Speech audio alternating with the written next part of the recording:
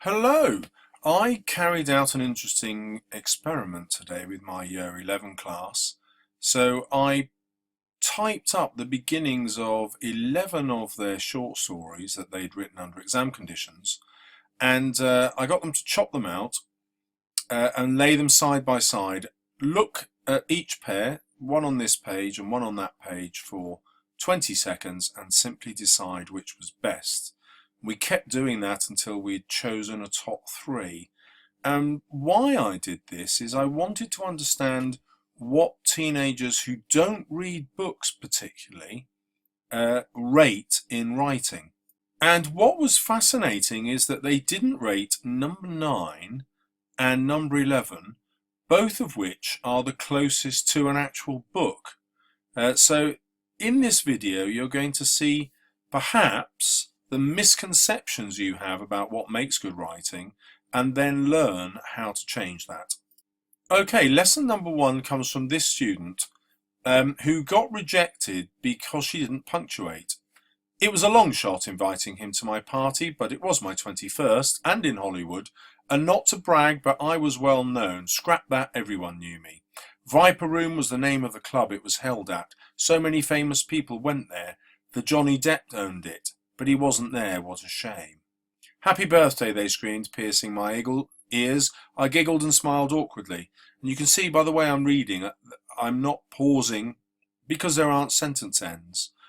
So I've rewritten this with the correct punctuation so that you can see what an effect this might have on a reader. With the punctuation, suddenly she now has a really distinctive voice. It was a long shot inviting him to my party, but it was my 21st and in Hollywood, and, not to brag, but I was well known. Scrap that, everyone knew me. Viper Room was the club, celebrity filled. The Johnny Depp owned it, but he wasn't there. What a shame. Happy birthday, they screamed, piercing my ears. I giggled and smiled awkwardly. I know, weird, but I didn't know what to do. Immediately I remembered. River, sprinting over the security guards, demanding, "Has he come in?" I exhaled. So now I've got a kind of breathless, vain, excited narrator who I can relate to. And suddenly I'm really interested in this character.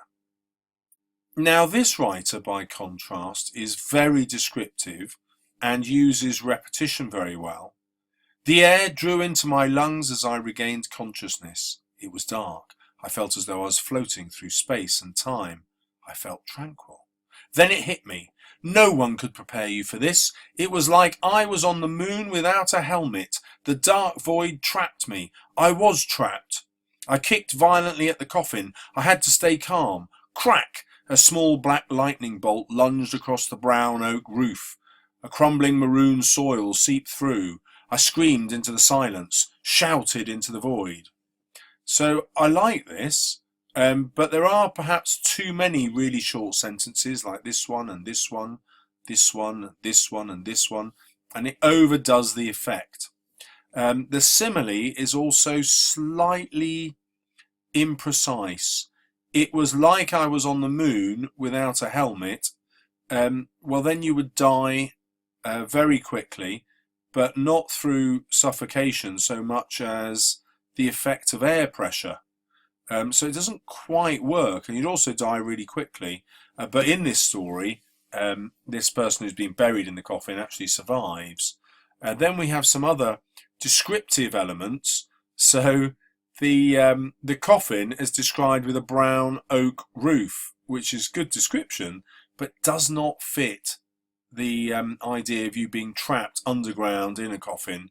You wouldn't know the colour, and actually you wouldn't care that it was oak unless you wanted to emphasise how strong it was. But here the writer doesn't want to emphasise the strength because look, the soil is going to come in, and then you've got this descriptive technique, a lovely colour for the soil, maroon, but again in context you'd be in darkness, you wouldn't recognise the colour. So I've changed that to try and make it all more immediate. The air drew into my lungs as I regained consciousness. I was floating through space and time. I felt tranquil. Then it hit me. the dark void. I was trapped. I kicked violently at the coffin. I had to stay calm. Crack! A small lightning bolt lunged across the oak roof. Soil seeped through. I screamed into the silence, shouting into the void.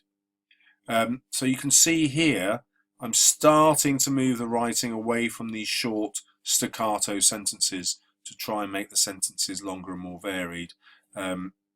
So once we've established the panic, we want to start making the description slower to give us time to think and the character time to think.